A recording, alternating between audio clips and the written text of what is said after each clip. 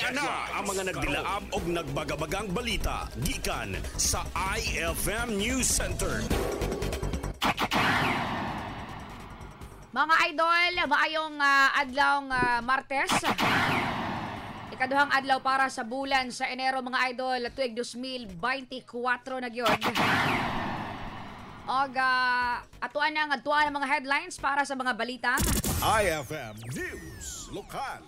Idol, BPLD Gensan nanawagan sa mga motorista nga likayan ang pagparking at tubangan sa City Hall dungan sa pag-arangkada sa renewal sa business permit ning adlaw.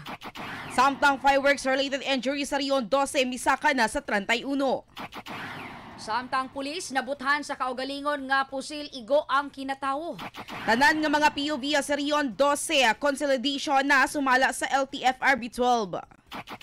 Samtang headlines para sa mga balita sa probinsya kay unom ka mga biktima sa paboto sa Davao Region.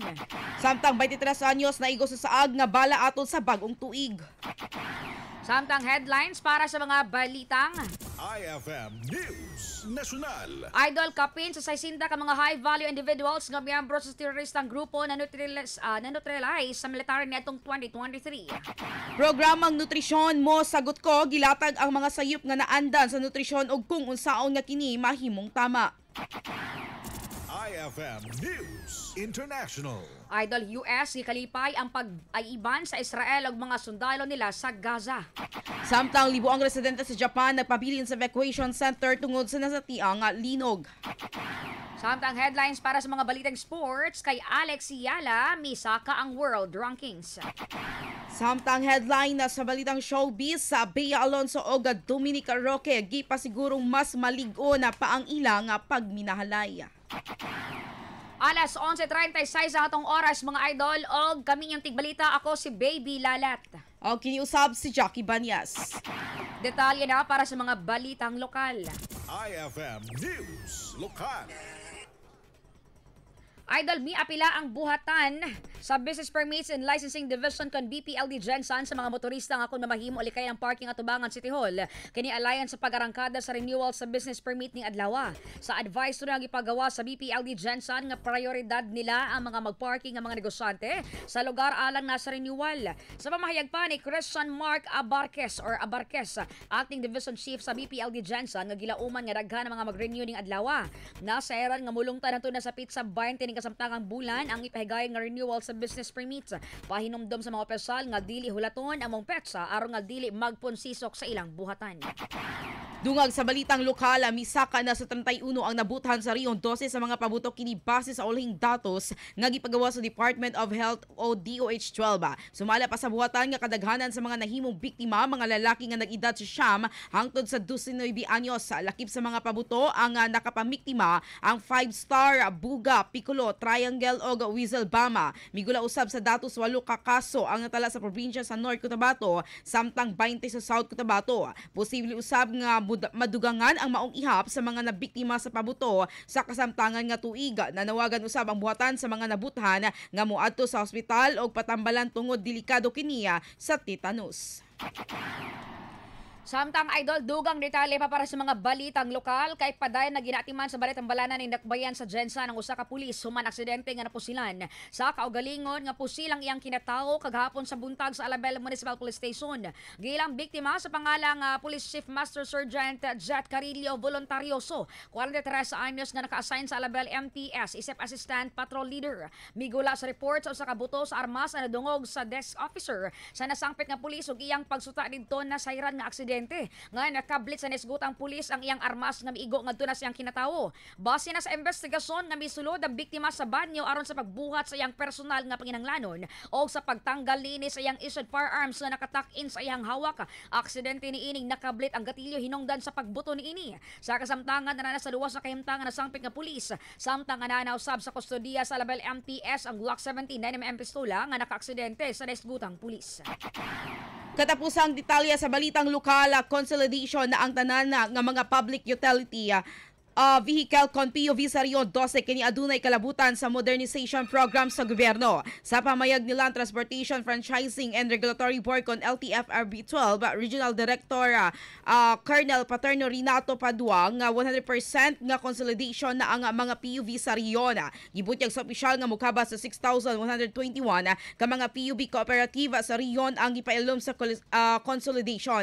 Kay induman nga wala nagilugwayan sa Department of Transportation kon DOTR ang deadline sa consolidation alang sa mga pampasahero nga jeep di inapaso ni adtong pit sa 31 Disyembre ning tuig 2023. Kay baluan nga daghan na ang mipalag sa mga driver sa maong programa tungod nagpaubos ang ilang kita kun musalmot sa kooperatiba.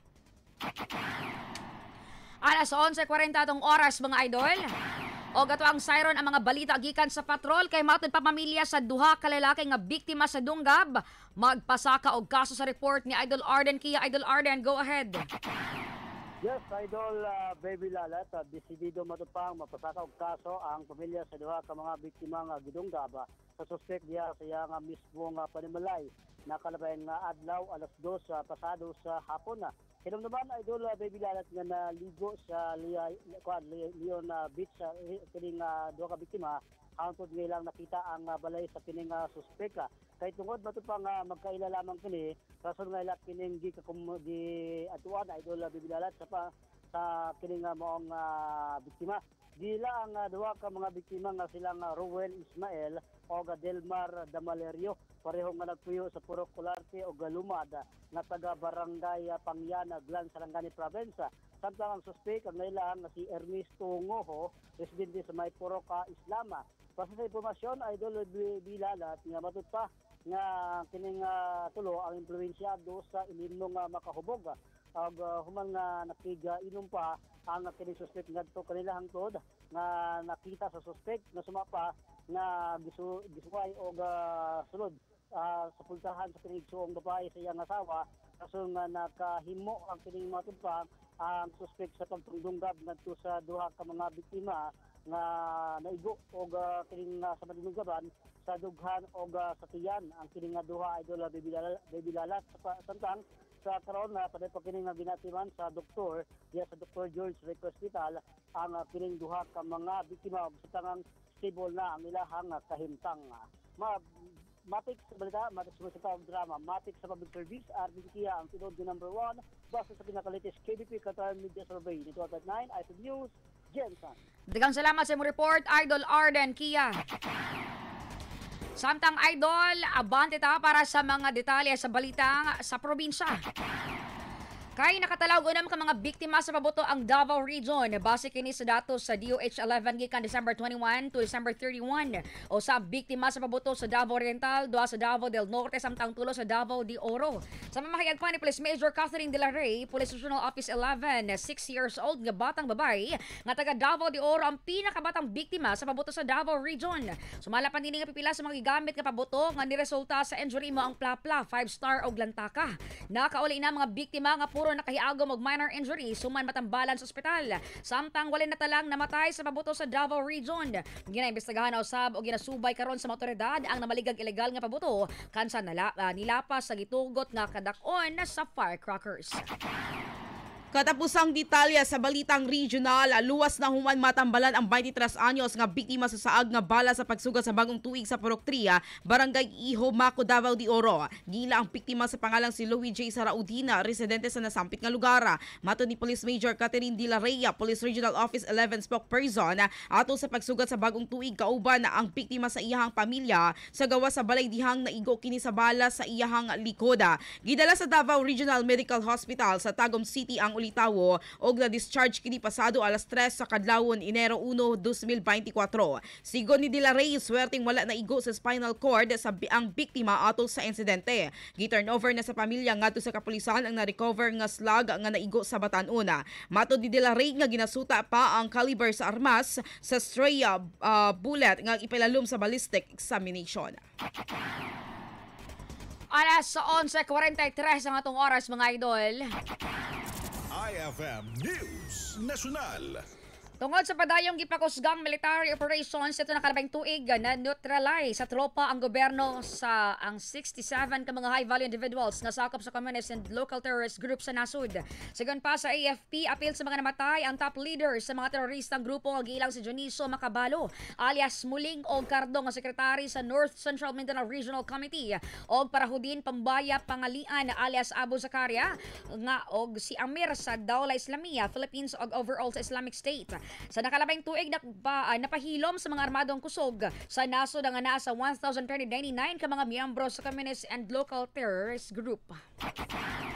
Gipagula mga idol ang episode 21 sa programang Nutrisyon Mo. Sagot ko sa National Nutrition Council ang tips alang sa pagsiguro nga haom ang nutrition habit sa katawhan. Pinaagi sa usa ka expert nga si Josefina Gonzalez, ang Senior Science Research o Unit Head sa Food and Nutrition Training sa unit sa DOST FNRI iyang gilatag ang mga sayop nga nutrisyon og kung paunsa kining mahimong tama. Sumala pa niini nga dagang mali ang nutrition habits sa pagkaon, ilabi na sa mga buntis ug bata mao nga dili nila makuha ang saktong igo nga nutrisyon nga ilang kinahanglan.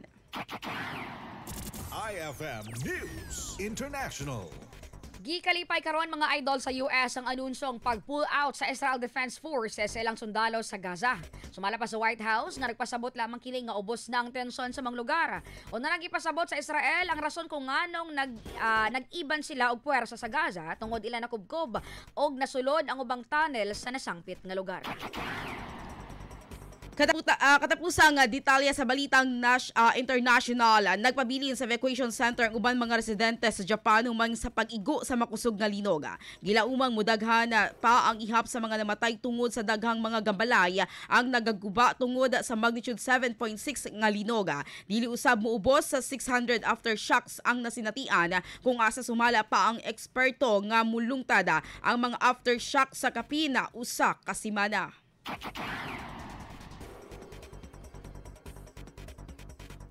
IFM News Sports.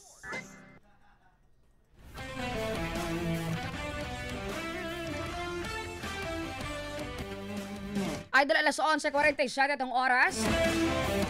O para sa balitang sports, kay nahimong nindot ang pagsugat sa 2024 ni Pinay tennis ace Alex Yala.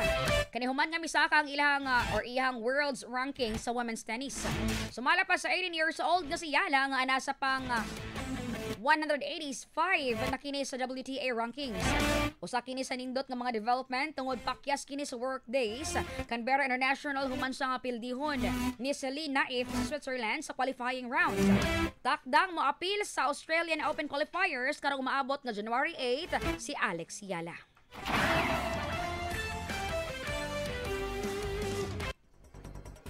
IFM News Showbiz.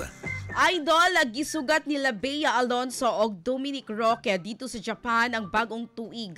Paborito sa duha ang maong nasod og pipila ka higayon nga nakalaaga sila dinhiya. Gibisita usab nila ni aging adlaw ang Mount Muiwas sa Sapporo kundiin gihimo nila ang love locks nga nagsimbolo alang sa walay paghupas nga gugma nila sa usag-usa. Ilang gisiguro mga idol nga mas magligon pa ang ilang pagminahalay karong tuig. Idol,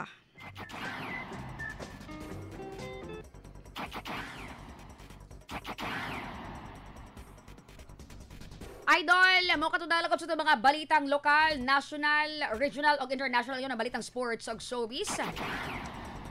Atong i-greet og happy New Year ang atong mga idol nga naka-view karon online sa atong Facebook Live. Siyempre, happy viewing the eye karon sa Cordero family. Labi na kay Ma'am Lisel. Ikaw, Idol Jackie, basig na kay i-greet karon. Happy New Year sa tanan og kay Mama ni Sir Hernie Balbon, si Nanay Dory Balbon. Happy birthday. Ay, happy birthday, Nanay Dore. Happy birthday. Idol, sa makausapadahan, salamat sa pagpaminaw. Kini si Idol Baby Lalat. Kini matik sa balita, matik sa musika og drama, matik sa public service. Kini usab si Jackie Banyas alang sa tinuod nga numero 1 kini base sa latest Kantar Video Survey 91.9 IFM News Jensen. Unsa pay answer? Matik!